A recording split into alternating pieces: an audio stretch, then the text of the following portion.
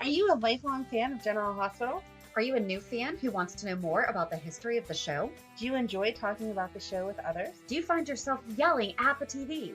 Is your self-care an hour a day in Port Charles? If so, we invite you to join hosts Amanda Kimmel and Shannon Coach at the place where all the hidden conversations take place and secrets are revealed. Meet us at Pier 54, a General Hospital fan podcast. Hi! Welcome to the Port Charles 411.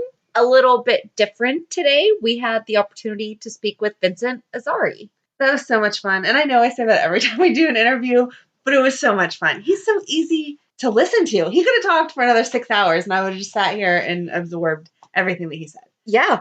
And we talked about this when we talked about Anna on the show. Like, I did not watch All My Children, so I was nervous about talking to him because I'm like, I'm not going to have anything to talk to this man about. And then he mentioned... And then Amanda only said like 2 words. Because it was... So I know you're not supposed to mix the characters with the actors, but talking to him was exactly what I feel like talking to David would have been back then. And he's just beautiful. So I'll sit here and stare at him while he talks all day long. It was perfectly fine with me. He definitely talked more than we did. It was really good. But I mean, he was so just generous with his time, and the stories that he told were just amazing. So, and now he knows what your basement looks like.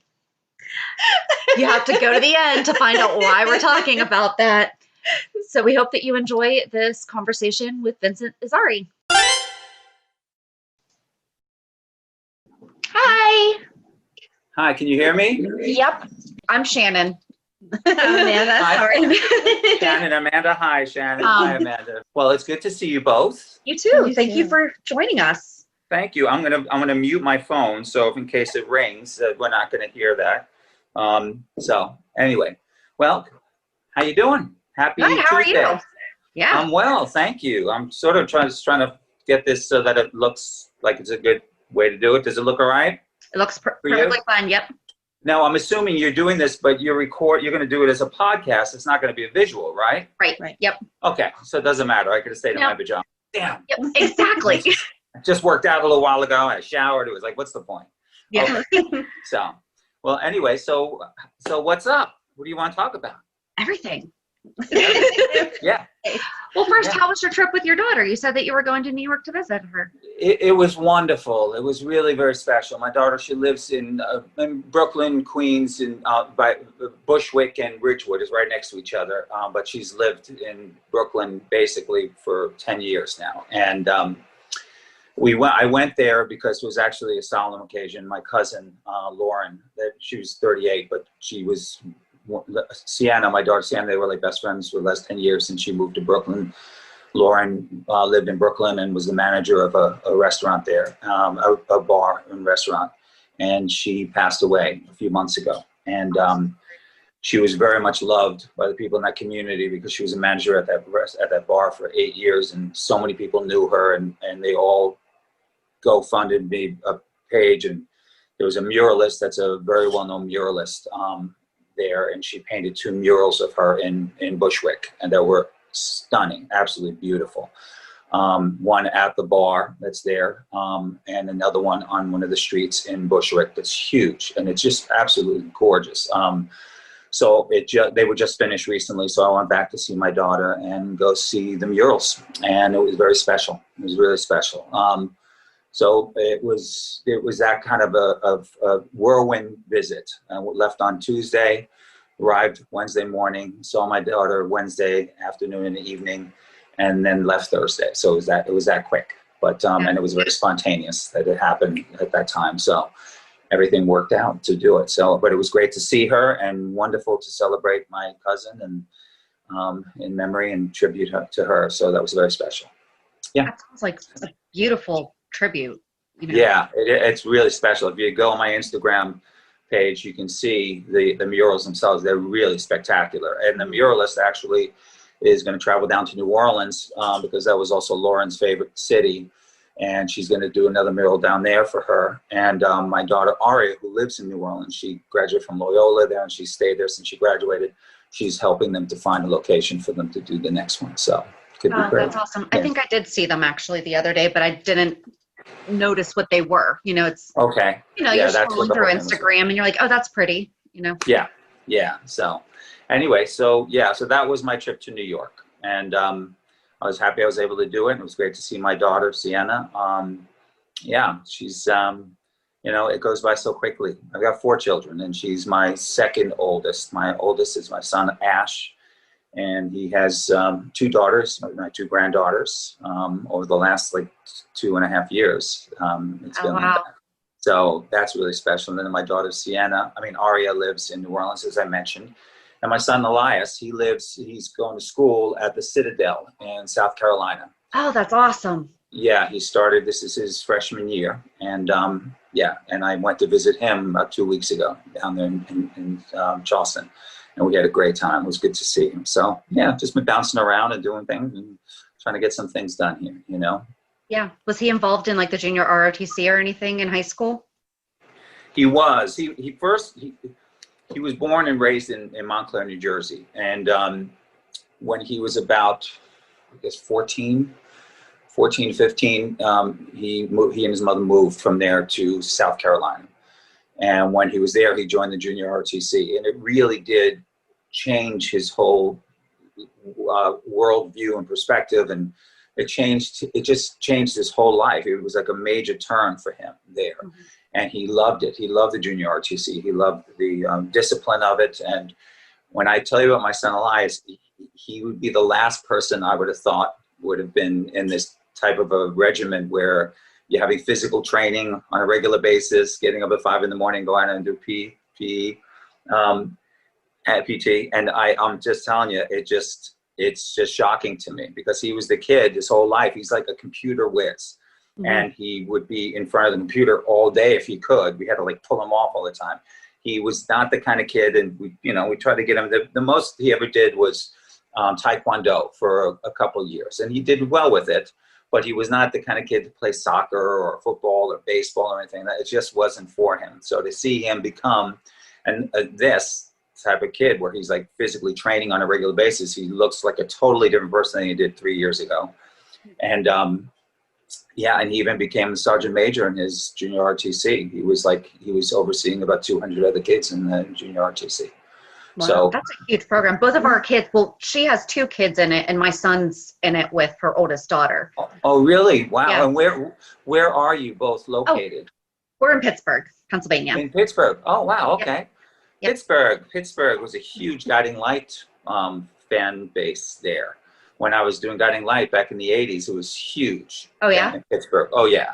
I couldn't go through the airport without it, like a commotion happening all the time. It was like this character Lou Jack that I did back then. Every time I went to Pittsburgh, and the people were wonderful. I loved them. It was fantastic. And I did an appearance once at a ski resort that was outside of Pittsburgh, if I remember correctly. Springs? Probably Seven Springs. That sounds familiar. Springs. Or Nemacolin, but I would imagine Seven Springs Probably. more. I did an appearance there at one time. This is, like I said, back in the mid to late 80s, around that time. And it was great. And I've done it in Pennsylvania, different places, like Erie, Pennsylvania. I did one there years ago. And with this huge mall that's Prussia. King of Prussia. King of Prussia.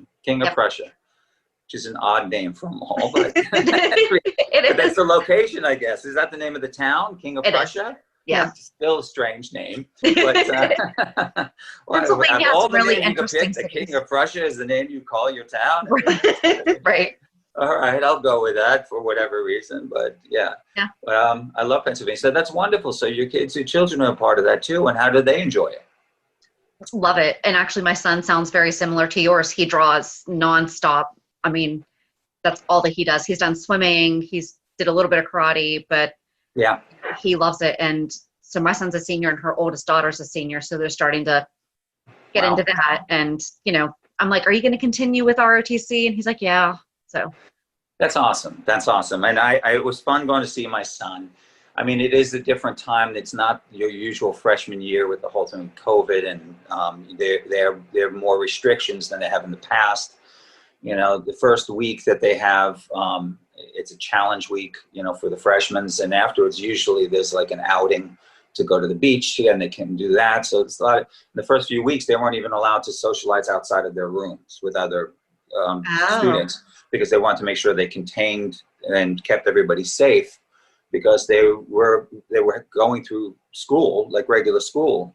And they didn't want to have to shut it down. So they were doing that, but they've loosened it up a bit. And that was another whirlwind trip. I literally, but not every weekend, because he's a freshman, he doesn't always have leave on the weekends. So I found out at 3:00 in the morning on Friday morning that he had leave, and I didn't sleep until I found out. And then he said he had leave. So I literally went to the airport and did standby at 6 a.m. to go see him without sleep, and flew through the night. And I got there, and it worked out well because he had to be, it was mandatory, he had to go to some football game that the Citadel was playing that day, but he was going to be done around 3:30. I got to see him at 4:00. I landed at like 2:30, went to the hotel, so it all worked out. So I got to see him that Saturday night and all day Sunday, and I left on Monday. So I was able to see him. It was that kind of a whirlwind trip again. So, yeah, and it's interesting because he has to wear his uniform outside of the school within a 10-mile radius. So anything we did in Charleston, he has to wear his uniform. He's not allowed to take it off. So, we're walking all around and he's wearing his uniform, and we see others that are doing that too in the city. But he was very concerned because we went to a barbecue place, a well-known barbecue restaurant there that he wanted to try, but he was like really worried that it might splatter or something. So we had to make sure that he had the pulled pork instead, and then he could put as much as he wanted on each bite. So he had to like careful. So he wasn't like eating ribs and stuff like that, but it was fun. We had a great time. It was great. That would be interesting to see the uniform with the bib. You're right. Yeah, I know. That's true. It was pretty funny. So your kids are all spread out, but you're originally from New York. I am. I was born and raised in New York. I was born in Queens. Lived there till I was 8 years old and grew up on Long Island. I lived in Manhattan there, but after school, I went to school at Berklee College of Music in Boston. And and after that, I moved to Manhattan. I lived in Manhattan on and off. I lived in Manhattan for probably about 15 years.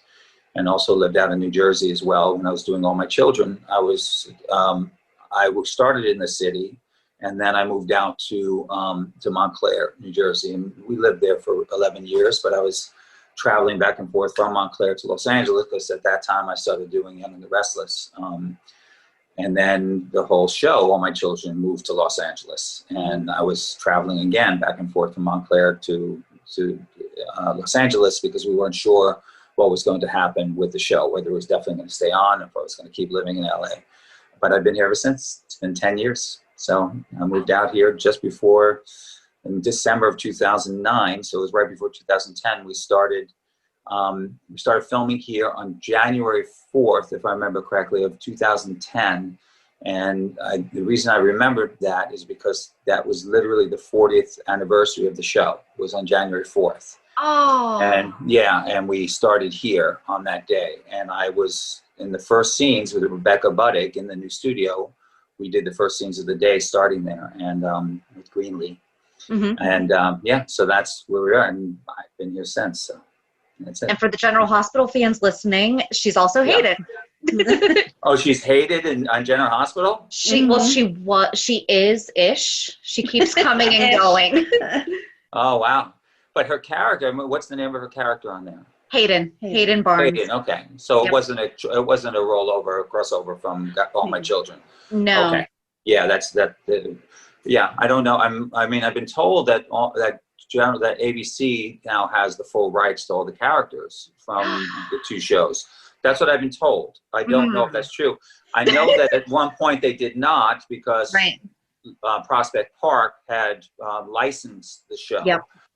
And that was just a mess, the whole thing. And it was such a shame because the All My Children online version was actually excellent. It was so well done. The writing was fantastic. The casting, everything was great. The studio was beautiful. The way it was shot. The story was wonderful, absolutely wonderful. And they got into a legal fight with ABC. That was like a $125 million lawsuit, and they shut everything down. But apparently, from what I understand, that court case it's been dismissed like for a couple of years now. Okay. So that was my understanding, and that's what people have said. Even though the cast members that I've spoken to, their understanding is that ABC has the rights to the character. So who knows? That's why I wasn't sure if she was a crossover. I didn't know. So. Yeah.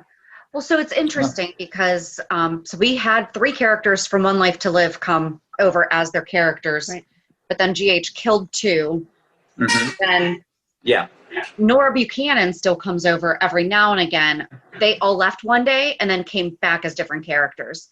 Right. That was in the midst of the whole thing Yep. that happened. That was part of the lawsuit, Mm-hmm. from my understanding. I mean, I'm not an authority in this, but my understanding was that they had taken the characters from One Life to Live because the executive producer, Frank, was also the executive producer on One Life to Live. And when he was hired to be the executive producer for General Hospital, and Prospect Park had been dragging and getting production going, it was strange. The timing of it was, we finished shooting sometime, I think it was in 2011 at ABC when we were doing it here. It was about a year and a half after we finished, we started.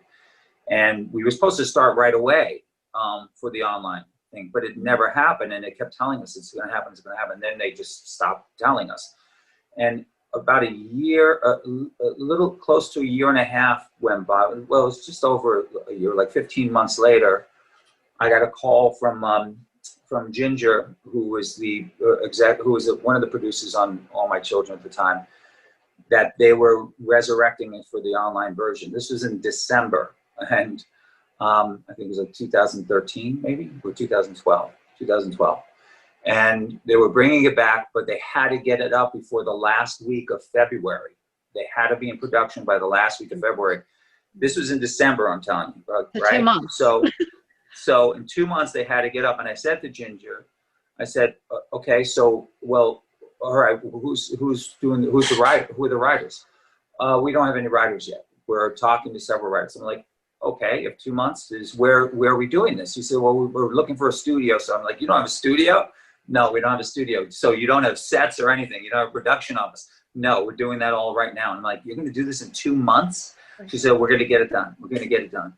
And she got it done. I mean, she was brilliant at it. And that last week before, because if they didn't do it by the end of that time, that was when the licensing period was going to end, and they were going to lose the rights to the show. Not only did that last week of February, were we all walking on these brand new sets that were built in this beautiful soundstage in Connecticut with the production office and everything else, the scripts were fantastic. Everybody, we were very excited about it. And the same thing for One Life to Live. They did it both simultaneously. So it was crazy. I couldn't believe that we did it, but then they got into their lawsuit. And that's why, because of that duration of time between when we finished filming for ABC, it was almost a year and a half, basically. And during that time, Frank decided they weren't using the characters, so he took them over to General Hospital. But then that became part of the lawsuit, and Prospect Park was basically claiming that they were prohibiting their success by using the characters. That was one of the issues that I understood. So that's what Frank and the head writers at the time, they decided in a wise way, okay, let the characters walk off for a couple of days and come back as different people. Totally. So many unresolved. It's like right out of soap dish, honestly, it is. It's like, it's crazy. I just think it's really funny.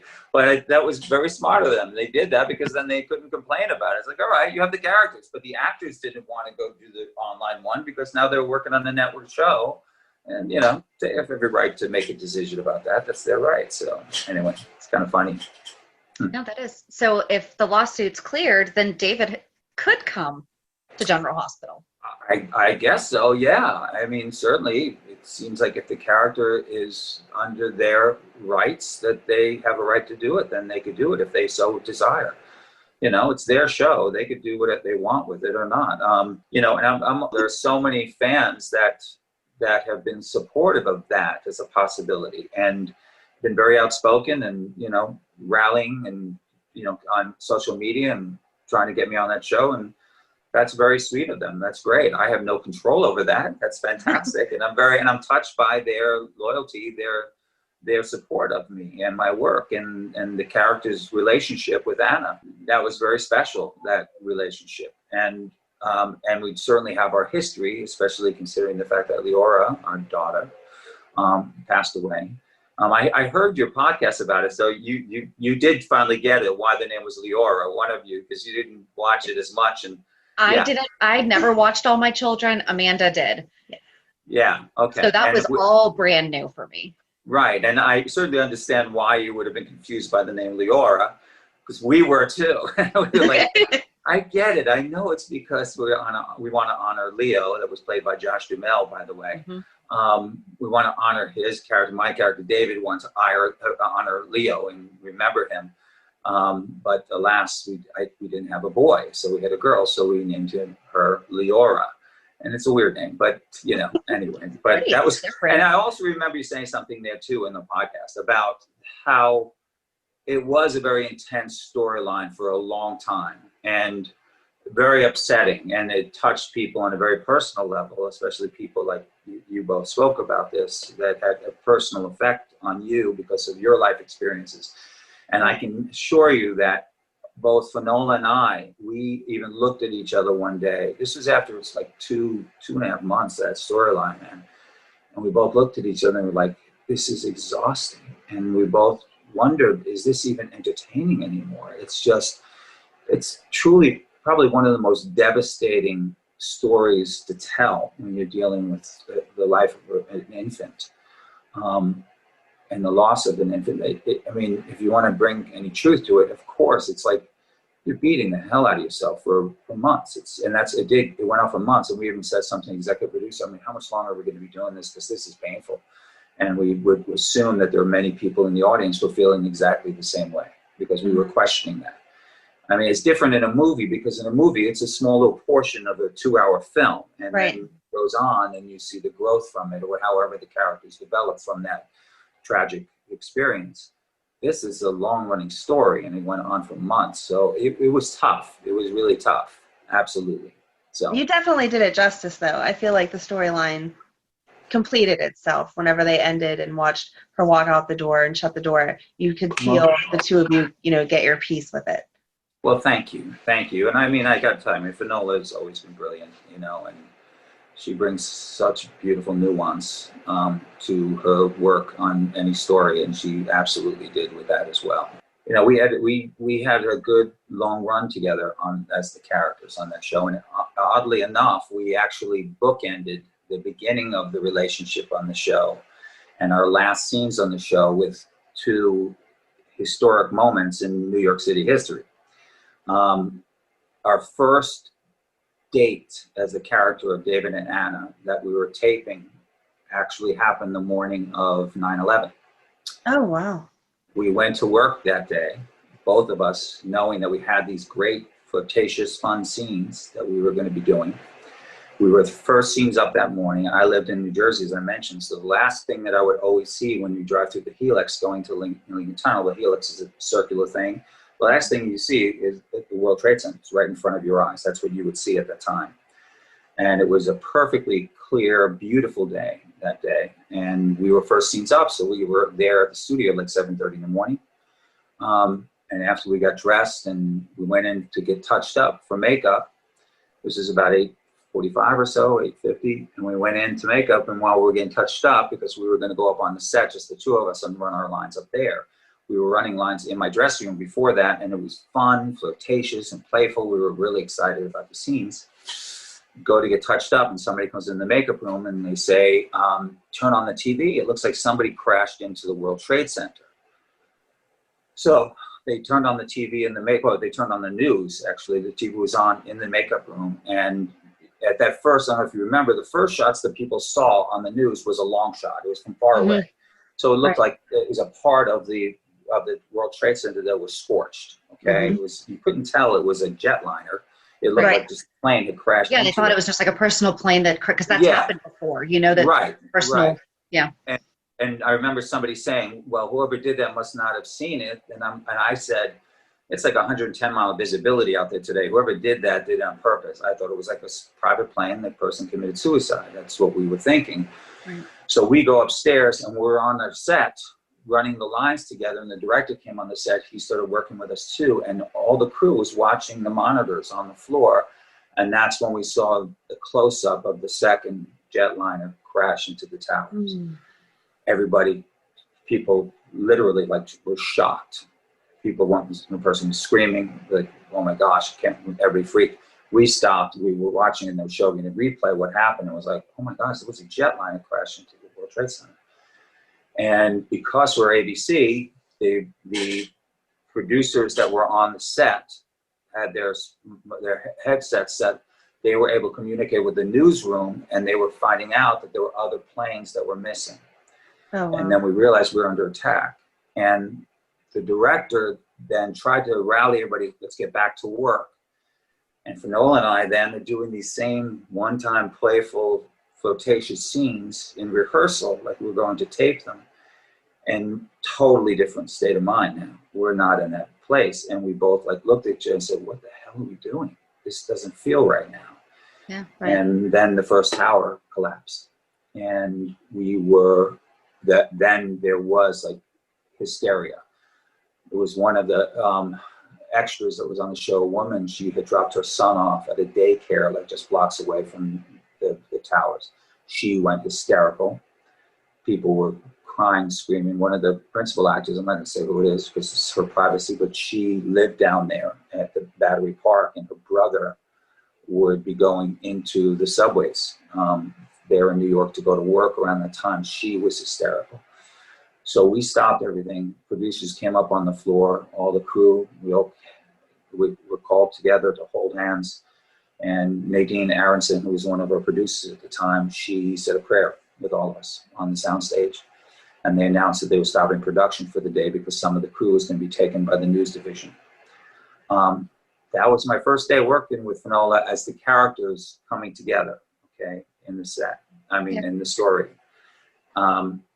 Our last day of work together was when we were just about to do our scenes, and we had the major blackout in New York City. That was a blackout that was all of the Northeast coast, all the way up to Canada. Mm-hmm. And right before we're about to do our scenes, everything blacked out. The whole studio went dark. And at first, it was concerning because there were some people that were very emotional because they thought there was another attack. We thought some people thought that it was another one. Some of us were just waiting to get more information. But it was crazy. That was our last day working together, and our first day, the characters working together as a couple coming together. That was bookended the storyline with me and Finola. It's crazy. Yeah. So. It's tough. Yeah. And I just, even this year when 9/11 happened, there was a thing on Instagram saying, do you remember where you were on 9/11? And I sent an inbox DM to Finola with a heart and in remembrance of it, where we were. That's all. Crazy, huh? It is, yeah. Yeah, I'm sorry. It seemed like I brought you guys down. No. It's just everyone has their story of what that was that day, and yeah, absolutely, and it's one of those moments, obviously, that all of us will always remember where we were and what was happening at that time. But that significantly had to do with my working with Finola and the characters coming together and ending, which is interesting. So, and I also heard, I remember on your podcast that you both were surprised by certain people that you were seeing on the show, like Michael B. Jordan. That was me. Yeah, well, Michael B. was on the show, and an interesting story about that was that it was actually Chadwick Boseman was cast in that role before. Oh. Chadwick, and it was interesting because I didn't even realize that it was him because it was so many years ago. This was like 2002 maybe, or 2004, around that time. When Chadwick was cast as Reggie that Michael B. Jordan played. He was only on the show for like a week or two, and they let him go. And I was shocked by that, and so was Finola, because we both thought he was a fantastic actor. He was amazing in the scenes that we did together. And I didn't know the story. I just figured they wanted somebody younger because Michael B. Jordan came in, he was 16. He was 10 years younger. If you look at their ages, they're 10 years apart. So he was 10 years younger. So I think the story was basically that they wanted somebody younger to play the role. And Michael B. was fantastic as well. They both are wonderful, brilliant actors, both of them. But it was interesting because after his passing, that a video was sent around online, social media, of Chadwick speaking a commencement speech at a college. And he brought up how he was let go from that show. And it apparently, from what he said, is that he had a meeting after he started working on the show with the head writers. And it wasn't unsolicited, his perception of it. They were actually invited him to share what his thoughts were about the character. And he said that he was concerned because he felt like they were writing his character in a stereotypical manner. And which is really strange. It is on video. You could hear him say this in the speech. Next thing he knew, he was being called from his agents that they had let him go. They thought that he was going to be difficult. And it was stunning to him because, as I said, it wasn't unsolicited. He didn't just go there to say, I need to talk to you about this. They invited to speak with him and was curious about what he thought of the character, and actually were talking about how wonderful he was doing in the role. And they found, and his agents even said, this is what he said at the commencement. His agent said at the time, it's going to be tough for you to get a job for a while because people are got the impression now that you're difficult. And it's just odd that would have happened. I didn't know the inside story until I heard that. And I was like, oh, that's outrageous. I never would have imagined something like that happening on the show. And he was fantastic. And we had this one scene. So we had several scenes together in those weeks because I worked opposite him in the hospital. And there was a scene where he grabbed Finola and he was holding him by knife point. And both Finola and I, after scenes, he was like, he's good. He's really good. I said, yeah, he's excellent, really talented. And the next thing you knew, he was gone. So that was strange. Yeah. And also, I don't know if you know, like Amanda Seyfried was on the show. I didn't know that. No. She was on the show at the same time as Levin Ramblin. She was on the show. And I think she won an Emmy. She was playing Jackson's daughter with autism. That was Levin. And yeah, she was fantastic. It was so many. Everybody was on the show at the same time. Abigail Spencer was on the show at that same time. Judy Wilson was brilliant as a casting director, and really was for that show. There was so many talented young actors that came on that show at that time. Yeah, they were all there. Amanda Seyfried was on at that time. She was wonderful. And such a sweetheart, really good young lady. So didn't Sarah Michelle Gellar get started on All My Children too, or was that Bold and Beautiful? Who was that? Sarah Michelle Gellar. She got started on a soap too. Yes, she was on it before I was on it. She was on it when I was on Guiding Light, and I knew her back then too because we both were taking singing lessons from the same singing teacher, Sarah Michelle. Oh, that's and she would always be there. She'd be at the singing lessons with her mother because she was young. She was a teenager at the time. I didn't know that she sang. Huh. Yeah. I didn't know that you sang either until I found it on YouTube. Yeah, I did. I did it for years. I studied and sang with the Orchestre de Lyon in Lyon, France, and did some cabarets. I produced a cabaret with Bobby Eakes and Walt Willey. We did something together, and we also did it at B.B. King's. We did it at some casinos and stuff, and yeah, we had a great time. It was a lot of fun. So yeah, it's cool. You have a great voice. Well, thank you. Thank you. A little tired right now, but thanks.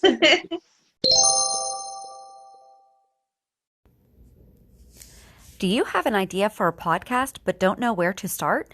Download the free Anchor app or go to anchor.fm to get started. Anchor is such an easy way to record and edit a podcast, and you can do it from either your phone or computer. Best part is you don't have to worry about getting it out there. Anchor distributes to many platforms so you can be heard on Spotify, Apple Podcasts, Stitcher, and many more. You can start making money right away without having a minimum number of listeners too. Anchor really is everything that you need to make a podcast all in one place. If it was up to you, would you reboot All My Children or would you go to General Hospital? That's an interesting question. I think for the fans, for the audience, I think it would be great if they were able to reboot All My Children. I think they would especially appreciate that. And I think, and one of the major reasons is, well, at the very least, there was never any closure during that story. And I mean, remember, we did it for 40 years, and we were supposed to finish the show for ABC. But then Prospect Park came, and they said they wanted to continue the show online for iTunes and Hulu. we had an ending. Okay, the head writer at the time had a final script for the show, and they trashed it when Prospect Park came. They decided that Lorraine Broderick was the head writer. They decided that they needed her to write beyond that, obviously, to continue the story. And that's what she did. And that's when we went online to do it. And then when online, we were shooting in May, and that's when we were told that we were going to go on hiatus for 5 weeks because they were going to catch up on some writing. They had to write more scripts and everything. Fine. But that's when everything was actually erupting with ABC and the lawsuit was developing. Mm. And we were being told then, like after 5 weeks, like every 2 weeks, every 3 weeks, we're coming back in like 3 weeks. We're coming back in 3 weeks. So trust me, it's coming back. This went all the way till November from May. And then we got the call that it was not coming back in November. So we had no closure. There was no storyline, no finality to the story that people have been watching for 40 plus years. So that was upsetting. So I think the audience would love a continuation. And then if it ever goes off the air, that they have a true ending to the story. Right. So that they can close that photo album for good and give it a kiss by Agnes Nixon. That's all, I think that would be great. But in the absence of that, I would love to go back go back to work and continue to develop the character of David Hayward. I love that character. He was a fantastic character. And I'd love to see, how, if they did do it, how they would write it, and hopefully how to show the growth of the character as well, and the maturity in the absence of all these years, and that the audience hasn't seen him, see what kind of a person he's developed into. That would be cool. So anyway, you never know. So. I have it written in my head. I was going to say, we need a choreographer. Oh, you do? Well, okay, so I never watched All My Children, so all I know is from what I was able to watch on YouTube. But at one point, David Hayward was doing something with memories. Like he kept talking about something with memories. Something with memories. One of the drugs he was doing had something to do with, like, it would take away memories or something like that. Right. Oh, right. I mean, he did dabble in pharmaceutical research. Well, we could really use that a lot. Yes, I mean, we all can. And he came up with the libido zone. The libido zone. If I remember correctly, maybe it has something to do with the story with Maria, when Maria came back on the show, and that she had amnesia at the time, if I remember correctly. Yes. And it was interesting because you also brought up in the podcast that I didn't know who she was, and wasn't aware that she was Maria Gray, or whatever the character there was. I think it was Maria Gray, and that she was Edmund's wife at one time. I didn't know that, and I remember, because that's the way they wrote it. And I remember saying to the executive producer at the time, "Haven't I seen her picture at Gray Manor somewhere in the last few years?" You didn't pay attention to it. You just walk past. I'm like, that picture is pretty obvious. I mean, it's like a picture of her, this beautiful woman that right there in front of you goes, "You didn't notice." I'm like, I think David would have noticed. Well, for the sake of the story, you didn't notice. I'm like, okay.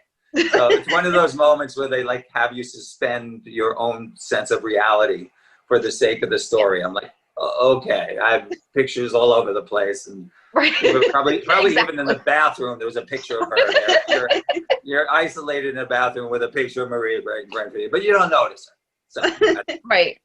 And she's Eva LaRue is a pretty striking woman. I don't think I would miss a picture of her. Right.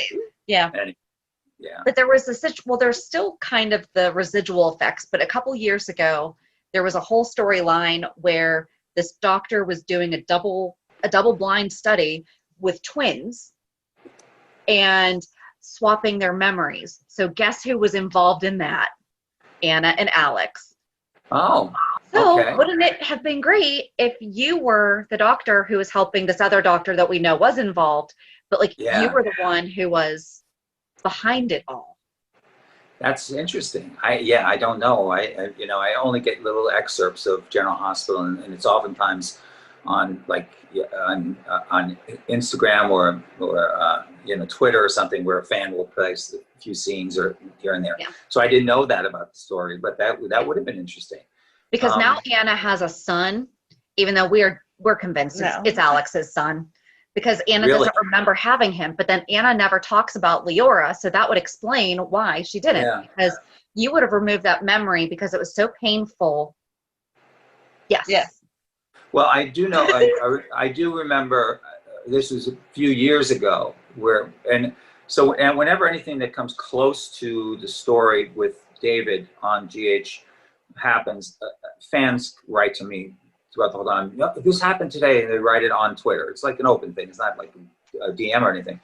And one time, I guess, they did mention David and Leora on the show. But this was a few years ago that this had happened. So, yeah, that was the only time that I remembered that they said that, because all these fans were like, they just mentioned David Hayward on General Hospital and Leora, So they were very excited about it, but obviously it was just a story point having to do with what was happening with her at the time. So, but she has a son now. Supposedly. She has a son, but it may not be hers, it may be Alex's. Yeah. Okay. Yeah. Because she doesn't remember ever having him. So that's pretty funny. That's pretty funny.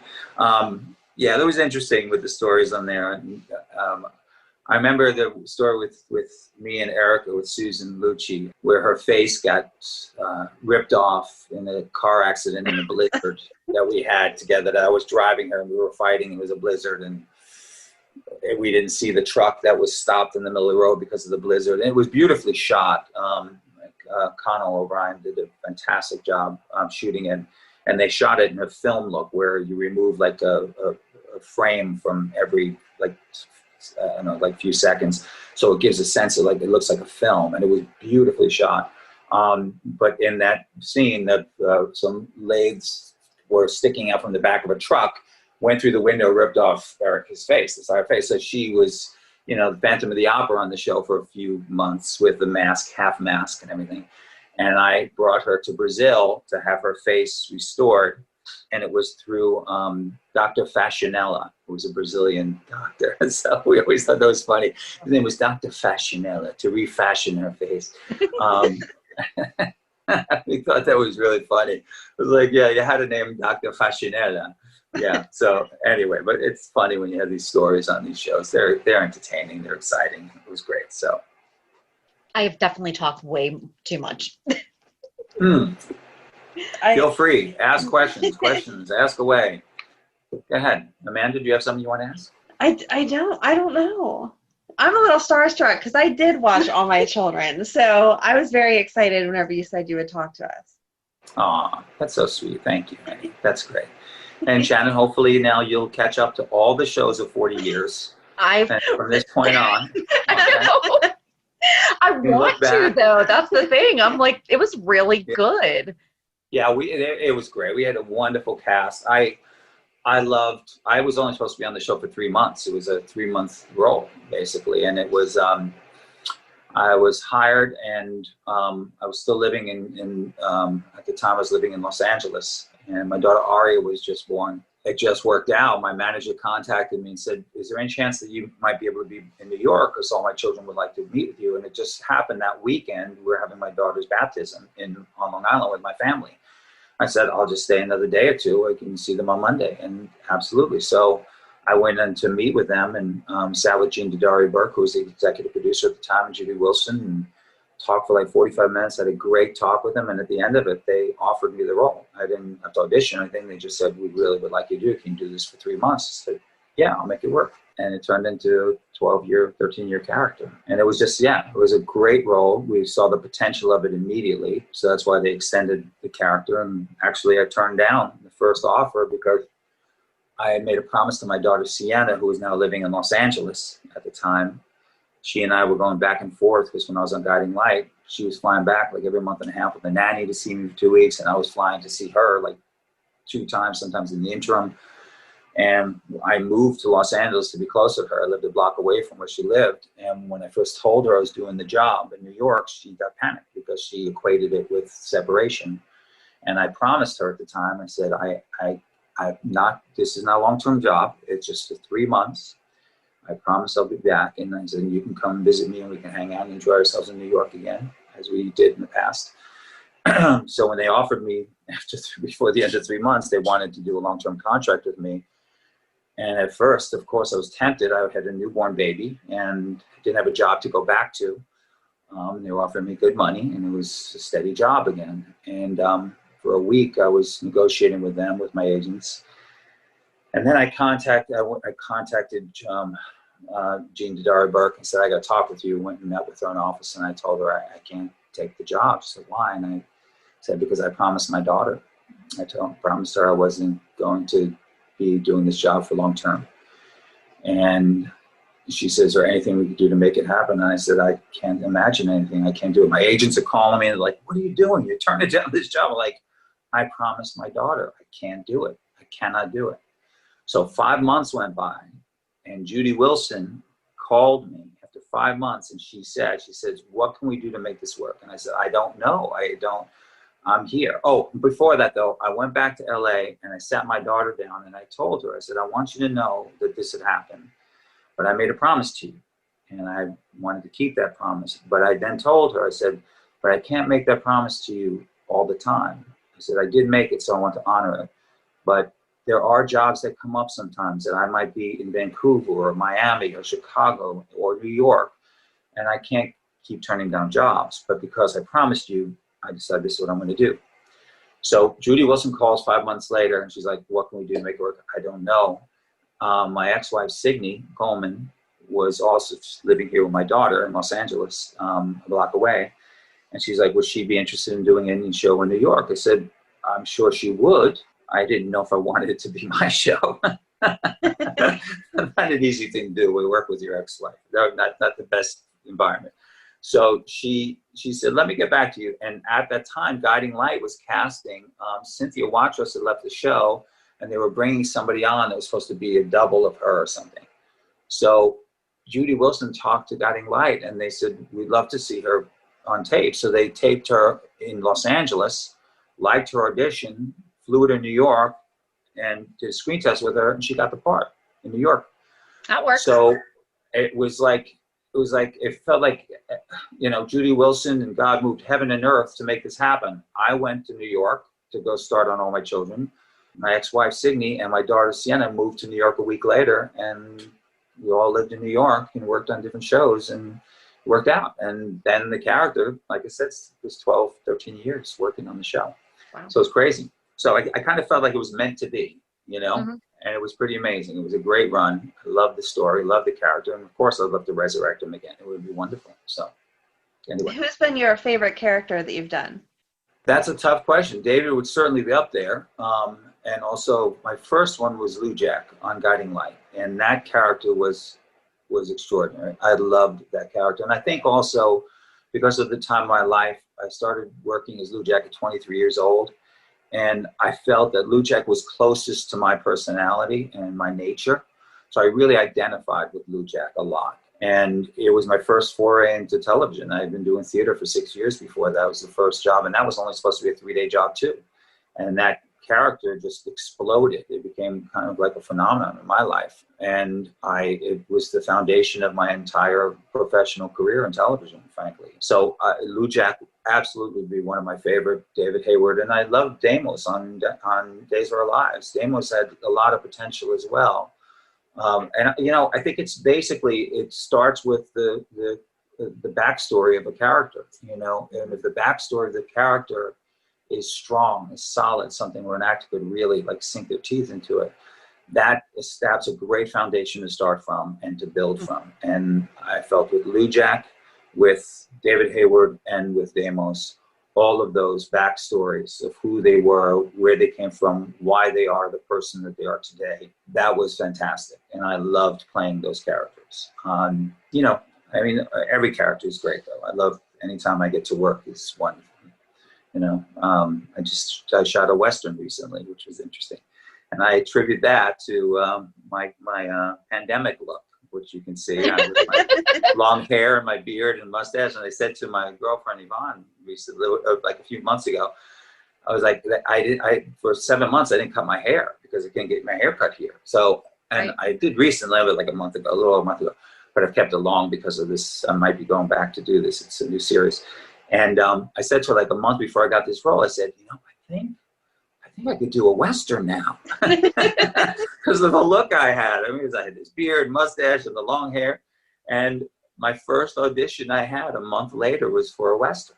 How about and that? I got the part.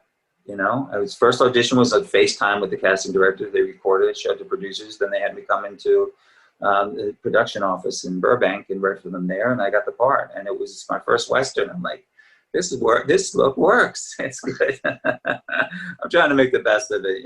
It's an easy thing. It's just like anything. It's an accessory. I can shave it off in a minute, cut my hair short, whatever. But that's that's the fun part about being an actor. So I think there's a lot of grace with stuff like that right now too, because after like the cast of GH came back, so many of them had longer hair and they didn't care about continuity at all. No. It was Really? just like, yeah, I mean, at least a handful of characters were just like, their hair's longer, different colors, everything. They just moved on. That's interesting. That's interesting. So one day it was one way, and then literally the next episode was a totally different way. Well, I mean, it was in May, because in May was the last new episode we had until August. Right. So we did have 3 months. It was just, yes, if you were to watch it 2 in a row, it would go from like one of the characters would have short hair to pretty long hair. So funny. That's so funny. Well, I mean, yeah, obviously we all had our physical changes during this time. So, and some have that pandemic poundage that they've added too. I mean, I was just thinking, I've gained the COVID-19. Yes, that's right. Nobody realized that 19 was in pounds. That's all. Right. So you mentioned that you got your start with theater and everything. Do you do a lot of that, or what kind of theater did you do? I did a lot of theater for those 6 years. I started actually at Berkeley College of Music was my first theater production, and there was an English teacher that was there that had a theater company, that started a theater company at Berkeley. His name was Larry Brenner. We know him as Bren. He started the theater company, and he and I became friends. He was like a post-beat poet, and I was writing poetry, and I was giving him some of my poetry at the time. And we became friends. We'd go and have beers and hang out and go have lunch together after class. Great guy, and I still communicate with him, actually. And he asked me one day if I'd ever thought about acting, and I was like, you know what? I've always had a natural curiosity about it. I have always loved film. My brother and I grew up watching The Late Show and The Late Late Show when my parents were asleep, and we'd sneak downstairs till 4 a.m. with our face right up to this TV because we didn't want the volume too loud, and watch Jimmy Cagney movies and Cary Grant movies and anything that was happening at that time. So he asked me, and I said, yeah, I would love to. I'd love to try it sometime. And he had this play that he was going to be directing that was the 3-person play. It was a Jean Genet play called Death Watch. And he said, this is a great role for you. And I went home for Christmas break with the play, and I didn't even know how to approach it. I just basically was upstairs in my bedroom at home, acting out every role, in the play out loud. And my parents thought I was like having a breakdown. Because it was a very intense, dramatic play. It was very intense. And my character was probably the most intense of everybody. I went back and auditioned for it, and I got the part. And I just fell in love with the process of acting, of breathing life into the words of the character that was written. And I was rehearsing myself doing the same exact thing on the rooftop in Boston on the corner of Boylston and Mass Ave. There was a bank there. And from the dormitories, you can climb out a window and go onto the roof of the bank. And I was acting out every day by myself, rehearsing, doing the exact same thing, acting out the whole play and up there out loud for all of the city. And there were people in apartments across the street that could see me. I must look like a mad person up there. But I fell in love with it. And I think the reason why more than anything was that at that time, studying piano, I was oftentimes in a piano room, practice room, the size of the piano and myself. And for like 4 hours, 5 hours, sometimes 6 hours. And I started becoming very introverted and very kind of cut off socially. And I was becoming more and more so. And with acting, it was like, for me, it was kind of an epiphany for me. And it was cathartic that I found that I can open up myself emotionally, like completely open myself emotionally in front of a group of people for the first time like that, on that level, especially with this character. This character was intense. As a major breakdown, and murders somebody on stage and the whole thing. It's crazy. And I fell in love with the process. I just loved it. And it just sort of like opened me up. I started then auditioning for other plays around Boston and getting them. Did other plays with my teacher also throughout the times I was at school. And I started just working a lot as an actor. And then I decided that I was going to pursue that more, and went to New York. And my first audition in New York was an eye-opener, because in Boston, if I went in for an audition, I always felt like I can get it, because I go and maybe there'd be like 7 people up for the same role. My first audition was an open call through backstage for an industrial film where they were looking for somebody that was 19 to 21 years of age. And I remember this is like shy but courageous. Okay, I was handsome, shy but courageous. I'm like, handsome is subjective, but I can be shy and courageous. And I'm 19 to 21. I was around that age. So I went to the audition, took the subway, got off the subway, turned the corner, and the whole block was filled with hundreds of actors that all looked like 19 to 20, handsome, shy, but courageous. And I was stunned. And it took like 2 hours to get through the line to get in front of them. And I gave a terrible, terrible audition because I was so thrown off by it. So I realized the stakes were much higher in New York and different. So I had to really basically just become very, very disciplined and focused and more driven. And I was doing theater at 13th Street Theater for a couple of years, and I was actually living there on the dressing room floor for about 6 months with a roll-up mat. And that night, I was working lights for some of the shows and doing stuff, but I was in the dressing room every night. I'd just roll out a mat and go to sleep and wake up. My whole life was about acting at the time. So that's what I was doing, just immersing myself entirely there. And I was occasionally working at the restaurants in Greenwich Village, like the Riviera Cafe. I worked there as a waiter for a while. And when I was doing plays, I would go on leave. I didn't want to be working at the same time I was focusing on a play. So I would go to the back door of the kitchen sometimes and ask the cook to give me like a burger or something. They would always sneak me a burger. So it was crazy. So yeah, that was it. But I did a lot of theater in New York, and I worked at the Public Theater, did a play there with Joseph Papp, that Des McAnuff, who went off to become the artistic director at the La Jolla Playhouse years later, and created shows like Tommy for Broadway and also Jersey Boys. This all started at La Jolla Playhouse with Des McAnuff and a lot of other ones as well. Huckleberry Finn he did as well. But he did a play called The Death of Von Richthofen that he wrote, and it was a musical that I was in the ensemble, dancing and everything. And while I was doing it, I got one of the leads playing Paul McCartney in a play about John Lennon called Lennon 2 years after his death. And Hold I played, on. What? I have a Beatles basement. Oh my gosh, look at this. I know. Abbey Road. Oh my, no, but I mean like the whole way around, it's all Beatles. Okay, so you played Paul McCartney. Mm-hmm. I played Paul McCartney. It was 2 years after the death of John Lennon. Oh my goodness. And I got cast in that. Mitch Weissman was the musical director, and he had played Paul McCartney in Beatlemania. He's the one that looked like Paul McCartney. And he played left-handed bass, Rickenbacker bass. And he was the musical director. I went up initially for John Lennon, to play John Lennon, and I went and played guitar, played piano, sang. They loved my audition. They said they want me to come in and read for them as Paul McCartney. I said, sure. So I went and did that. And it was between me and one other person. And they said, you have to go to Mitch's apartment, Upper West Side. He wants to meet with you and this other guy. And he just wants to have you guys play bass. And now just understand this. I never played bass before I did this play. Okay, I never played bass. I was self-taught on guitar, so I was mostly a rhythm guitarist, but I knew scales and I knew some riffs and stuff. And I studied piano, so I went to school for piano, and I was trained in that.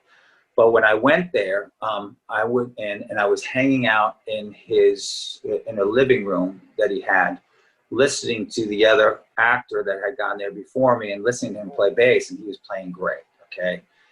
And he comes walking out, but he's got blonde hair, and he's like, and I'm going, all right, well, his look isn't good, but he plays bass, So I go into the room and I sit down on his bed, sitting on his bed with the bass, and we're just talking, having a conversation. And all I'm doing is playing like scales while we're talking, just hanging out and just playing on the bass and doing things up and down there for about 10 minutes, not one song, and just played riffs and stuff that I knew on my guitar. And after 10 minutes, he just looks at me and goes, I'm putting my vote in for you. You got great mobility in the bass. You got it. I'm like, oh. wow, that's great. How many songs are in this? And he says, oh, it's about 40, around 40 songs. I'm like, 40, and everything's live. Everything's live. We're not doing any recordings of anything, so everything's live. And go, oh, 40 songs.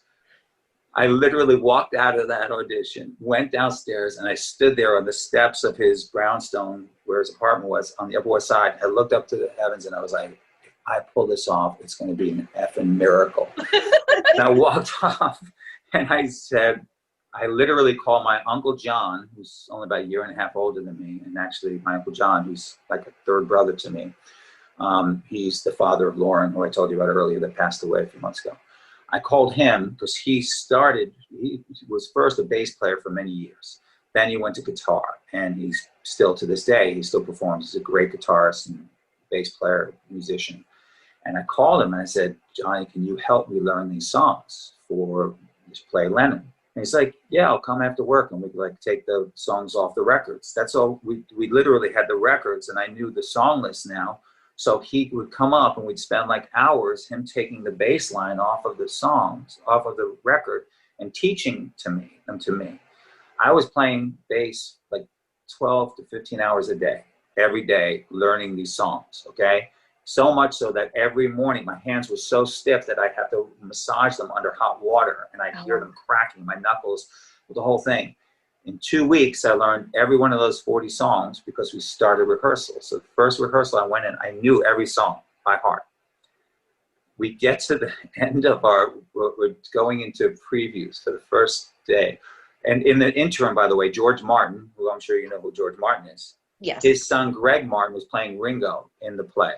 So George Martin came to one of our rehearsals and hung out with us and was showing us how to get certain sounds out of our instruments. How did you even function? I mean, that's like... I was like blown away. I mean, I grew up, please understand something. I'm old enough that I was living in Queens when the Beatles came to play at Shea Stadium, when they came to play at the Ed Sullivan Show. I remember when they landed at JFK in the winter, and my mother and father were at Macy's, and my mother bought me a record tape. She bought me Meet the Beatles. I was like 5 years old at the time. Bought me Meet the Beatles, and it only lasted for a week because while she was cleaning the house one day, she put the album with the cover on a radiator, and I came home and the thing was melted. I was like, my Beatles album. But anyway, so I grew up with the Beatles. They were like, I remember buying the single, Hello, Goodbye, and others as well growing up, and I just like a Beatles fanatic. So George Martin shows up to the rehearsal, and I'm like in awe of the guy, and he's showing us these sounds, and he's so elegant, and he's like, dressed just beautifully. And he was answering questions of us at one point. We all sat down, and I asked him, I said, I've read so many books now about the Beatles, about their history, the biographies about them, but there are some that contradict each other about certain periods and things that happened historically. And he said, you want to know something? He said, there's not one that's completely accurate. And he said, I'll never forget this, he said, and that makes me question that if we can't get history right in 15 years, how are we to trust the history of antiquity?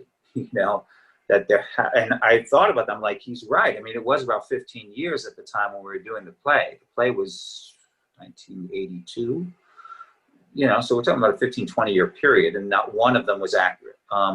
So anyway, the first performance that we had in front of a live audience, the preview, I was like, I couldn't believe I'm about to do this play, and I never played bass before. And I pulled Mitch Weissman aside and I said, I want to tell you a story. I told him when I came to your house, I had never played bass before. I'd never played bass. And he's like, are you kidding me? I said, no, I learned it all in 2 weeks because we started rehearsal 2 weeks later when you gave me the song list. And I'm like, I'm just sharing that with you. And I like literally looked up and I was like, thank you. And it was an amazing experience. Loved it. And Sid Bernstein had produced the play. Sid Bernstein produced the Shea Stadium concert. I believe it was that or the Carnegie Hall concert. I can't remember. He saw the play in Liverpool and he brought it to New York. And I was cast. Robert Lapone and also David Patrick Kelly played John Lennon. David Patrick Kelly played him in the Hamburg years and the older years of Robert Lapone. It was a great cast. Bill Sadler was in it. I'm trying to remember others. Catherine Borowitz. She was John Turturro's wife. She was in it. It was It was great. It was really amazing. That was a great experience doing that. So yeah, that was my Beatles, my tribute to John Lennon. And it was an amazing show. We had standing ovations every single night. The audience loved it. We did it at a theater that's no longer there. It's now a Cineplex on 11th Street and 2nd Avenue. It was an old Yiddish theater. It was beautiful, 1,200 seat house. And we were going to take it to Broadway, but then Sid Bernstein had miscalculated and felt because there was a play about John Lennon, he didn't have to do any advertising. And in time, people were like, oh, I didn't even know the play was even still on. I'm not seeing anything about it. And then we lost audience because it wasn't being advertised. And then it was too late to bring it back. So we had to end the show, unfortunately. It was what it was. Bring it back. It was fantastic. It was an amazing show. It really was. Very, very special. Loved it. So anyway. Cool. Think I could find it on YouTube? I don't think so. I don't think it was never recorded. I have actually a cassette recording of one of our rehearsals that was recorded through the soundboard. So it's a good sound. I haven't listened to it in probably like 20 plus years. Yeah. I have it somewhere. I do have it somewhere. I think Mitch Weissman gave it to me, which is pretty cool. So maybe one of these days I'll have it transferred over to a flash drive or something like that, so I could put it on my computer and you could listen to the sounds of it. It was fun. It was a really fun show. So, yeah. What was your favorite song to play? In the show, one of my favorite moments was during the Let It Be sessions, and when John and Paul got into an argument, and John walked out with Yoko. I walked up to the grand piano on stage by myself. It was empty stage, and I walked up and I played Golden Slumbers on the piano and sang, "You never gave me your money, you only gave me your funny favors," that whole thing. Mm-hmm. So that was fun. I mean, do I have a favorite song? I mean, A Day in the Life. I love A Day in the Life, oh, yeah. But there's so many Beatles songs. But like in the play, that was your favorite moment. Yeah, that was a fun moment because it was a solo moment, me playing on the piano and singing a beautiful song, and yeah, that was great. That was a fun moment in the play for me, So, yeah, and it was all and doing all the early stuff, and shaking the head thing, talking like Paul McCartney with sounds like it's a head cold all the time, like that. I haven't done it in a while. I was actually better with John talking like that because it's got that nasally voice, bloody hell, like that. That was really good. Yeah, so yeah, I mean, but I'm a little out of practice, and I've been talking for over an hour, so my voice is a little tired right now. Sorry. So, but anyway. So. Sorry, I totally took us down a rabbit hole. What was that? I said, I'm sorry, I totally took us down a rabbit hole. Yeah, it was a fantastic play. I had a great time. But it's been a long time. I haven't done a lot of theater. I did a play with Walt Willey. He invited me to come. He was every summer he would do a play in his hometown in Illinois, and he would bring like an actor from the show occasionally here and there. And he asked if I would do Harvey with him, the play Harvey. That was the Jimmy Stewart play, and he played Harvey. He directed it, and I did that with him, and that was a lot of fun. I had a great time. We did it for a few weeks. Yeah, and I did a play. Sherilyn Walter, who used to be on General Hospital many years ago. She lives in Hawaii now, and she asked me years ago if I would come to Hawaii and do an adaptation of a Mark Twain. It was like 2 short stories he did about the diaries of Adam and the diaries of Eve, Adam and Eve. And she had combined the two, or a writer had combined the two as an adaptation of the Diary of Adam and Eve. And it was a 2-person play, and she asked if I would come to Hawaii, to Oahu, and perform that for 2 weeks. And I'm like, yeah, sure. Hawaii? You had me at Hawaii. Yeah, absolutely. So I went there and did that with her, and that went great as well. It was and we did it at different locations around Oahu for the 2 weeks that we did it. We went and rehearsed a week and then put it together. So I love stuff like that. I love being able to go and do some live performance, and I have a great time doing that. That's a lot of fun because it's immediate. You're there with the audience, and you're going through it exactly at the same time as them, and the reaction is exactly in the same time. It's different from when I first started working in television after doing 6 years of theater. You're working in your own little black hole there, and you don't know how it's playing until the audience sees it weeks later, sometimes months later. Days of Our Lives was 6 months later. So you just don't know how things are playing. It's different, and you get the immediacy when you do the personal appearances, and you get to meet people in face to face and hear what their favorite stories are and what's going on. But it's very different from theater. Theater, it's happening right then. You know it. You know. It's funny. I'm going to end this with one fun story that Eileen Hurley. Do you know Eileen Hurley was on the show? Played Myrtle. Mm-hmm. She played Myrtle on the show. And, we were very fortunate to have someone like Eileen, who was a grande dame of theater. Speaking of theater, she worked with, Laurence Olivier, with Richard Burton, with Peter O'Toole. She really was a grande dame. She did Hamlet in the 40s with Laurence Olivier. She was directed by Gielgud. She played Hamlet's mother in the 40s when she was in her 20s. And then she played Hamlet's mother again with Richard Burton on stage in the 60s. Oh, that was the one that was directed by Gielgud. And so she's an amazing woman. And she shared this. I love old stories of theater. And she told me this story one day while we were sitting on set. I was asking about her theater life, and I asked her about any fun stories. She said, I was doing a play on Broadway with Peter O'Toole and Richard Harris. And now everybody knows that Peter O'Toole and Richard Harris were known for their drinking escapades, escapades. They would drink like crazy, all right? And she said, one day we did a matinee performance, and in between the matinee and the evening performance, the two of them went out and got very drunk. So they go on stage for the evening performance, and she's on stage with Peter O'Toole, and he's kind of stumbling his lines a little bit. He's waving a little bit, and he walks down to the proscenium, the front of the stage, and he trips. He falls face first towards the audience, and he looks up at this woman who's sitting in the front row, and he's like, "Hello, madam," and she's looks at him, and she probably could smell it. She says loudly, she goes, "Oh my God, he's drunk." And he says, "Madam, if you think I'm drunk, wait till you see Richard." I was like, what a great story. I love stories like that, Yeah. Then we had Ruth Warwick on the show, who was the last living member of the Mercury Theater, who did Citizen Kane with everybody there.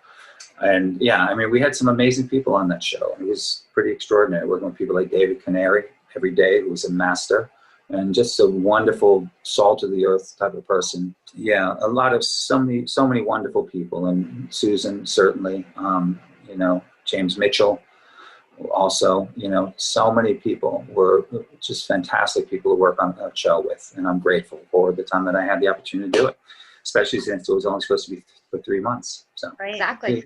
So anyway. All right, guys, I think that's good, right? You good? Yes, thank you so much for your time. This was great. Don't forget what you like. Watch it. You'll put it on as a podcast. It's 15 minutes. It's he spoke too long. No, it'll be longer. Don't worry. It's funny. Is there anything? So you mentioned the Western. Is that ready to be announced? Do you have a name or a release date? I did announce it once, and I was told that they asked me not to say it yet because they're not advertising it. They're still filming. It's a series, and it's going to be out sometime in the beginning of the year. Okay. But it was a great experience, and it's the characters are real people from the Wild West. It's about them. And my character was great. I had a great time doing it. And it's very topical. It's a very interesting story, the story. So maybe when it happens, I'll be happy to come back and talk with you guys about it. And we'll keep our eyes open for it. But thank you so much for your time. Really appreciate it. Yeah, thank you, ladies. I appreciate it. Thank you, Shannon. Thank you, Amanda. It was a blessing. I appreciate it so much. Likewise. Thank you. Thank you. Bye. Okay, I love him. Now you're going to go back to All My Children, and I can't get He said I have to work up 41 years. I have to catch up. He did. I tried watching him in the other soaps, and I know he listed his other characters that he loves, but I just loved the All My Children David character. You have to see him when he was dating Erica Kane. He hung out with all those girls. There was quite an age span there that he was being friendly with. We should have talked about it when we were talking about Rebecca Budig, because he was with her on All My Children. Mm-hmm. So if she came back to GH and he came over to GH, but she came back as Hayden, it'd be like that whole Silas Clay thing again with you look really familiar. But I can't place it. Yeah. I don't think you're a vampire. Think about this. Okay. Think about this. It's couple swapping. Yeah. Because David and Anna, Finn and Anna, Finn and oh, right. Hayden, Finn and there you go. So it's okay. And then, I mean, it was David and Greenlee, but right. still, they've all kissed each other. Right. Well, they, you know what I'm saying. I do. They would work it out. We would be okay with that. I really think he should come to GH now. I do. Your I like my storyline makes idea. sense. Yeah, It does. your storyline makes sense. And he would have removed that memory because it was so painful for Anna to remember. yeah, And that's why we don't talk about Leora. Yeah. I kind of like that name, though. No, it's a little too different. It's different enough that it's not weird, though. It's the same thing as like Leera. Yeah. Okay. We all know my kids' names are so traditional. There's 100 of them in every classroom. So I just don't do different names. So I did think it was interesting that his real life daughter is Arya, because I had never heard that name until everyone started naming their kid that from, what's the TV show that everybody loves with the dragons? I don't know. Oh my God. It's like the most popular show. It just ended like a couple months ago, a year ago. Come on, you know. Game of Thrones? Thank you. Like with the dragons. Yes. Game of Thrones. Okay. There's Arya Keep in on mind, there. I'm thinking, okay, here's where I'm thinking though. You don't know adult shows. Oh, no, So no, I'm no. thinking Well, you're that's talking why I about a don't- cartoon show with Madeline, who's 7. And I'm like, my baby is 17. It's been quite some time No, since no, I've had no. to know a cartoon. No, if it was a cartoon name, I would have known it like that. That's the why I problem. was like, I don't know, Amanda. Yeah. Like, what is it? There you go. Game of Thrones. There's Arya. on Never Game of watched it. Thrones. Oh, is there? So, yes. Okay. And that's why the kids, Madeline's age, are named Arya, is because of that show. Or like a little younger than her. Interesting. Yeah. So, Well, she is not that age. no, she's not that age. I did love that as much as he loved talking about his characters, that his face lit up the most when he was talking about his kids. Oh, yeah. So He is such cute. a proud dad. So cute. Yep. Which is also funny because they talked in All My Children about whenever Anna was pregnant, him being excited that that was going to be his kid. And in one of his other roles that I watched, they were revealing that so-and-so said it wasn't his kid, but it was. And he was like, oh, I'm so excited. And I was like, wow, you're really happy to have these babies everywhere. So Maybe he was able, well, I don't want to ask him. We should have or whatever. But I wonder if he had found out that he was going to become a father because matching this timeline. the way that he was talking about their ages could have matched up. Could have. Oh my gosh, that would have made it even so much harder to be going through the All My Children storyline than if you were. So I'm going to hope that it was after. Yeah. Like a year. Yeah. So he could have just channeled. I remember how excited I was to find out I was a dad. Well, he said that the one was a newborn when they were offering him to extend his That's contract. right. Yeah. So that would have been like a couple years later before the storyline with Anna. Yes. So he should have been okay. I did look up originally how old his kids were. No, I don't know it. But That's anyway, okay. No, that was just a wonderful interview. He's so It was nice. fantastic. And if obviously you're a General Hospital fan, if you're listening to this podcast, since it's a General Hospital fan podcast, that was also our first non-GH interview. It went really well, too. It did. There you I go. mean, we kind of veered off with Anna on All My Children, but I love being able to talk to him about it. Yes. So let's bring him. Okay. I will say it as a diehard Finn fan. Wow, that's big. I would entertain Wow. seeing that happen. Wow. I know that's very hard Them for you. fighting. Right. You know, and Right, they have seeing to win her but heart. I would really be I've never been a fan of the Finn versus Robert thing because No. for me it doesn't feel that way. No, You know, because but we've for said this David before. and Robert's Finn, done. Yeah. Heck yeah. All right. Wow. That's a big step for you, Shannon. It is. I'm impressed. Good job. Especially if Hayden came back and then David's like, hey, she's cute. No. No. Okay. No, he needs to be with Anna. They did have really good chemistry. They did. It was very good. All for it. Yes. So join us on Monday as we talk about this week's episodes. And have a good weekend. And we'll meet you at the pier. Bye. Bye. If you enjoyed today's show, we invite you to go to peer54podcast.com to subscribe on your favorite platform. Don't forget to leave us a review. And you can also follow us on many social media channels. Just search for Peer 54 Podcast. Also, we are not perfect, so if there is something that we missed or messed up, just let us know by emailing us at peer54podcast@gmail.com.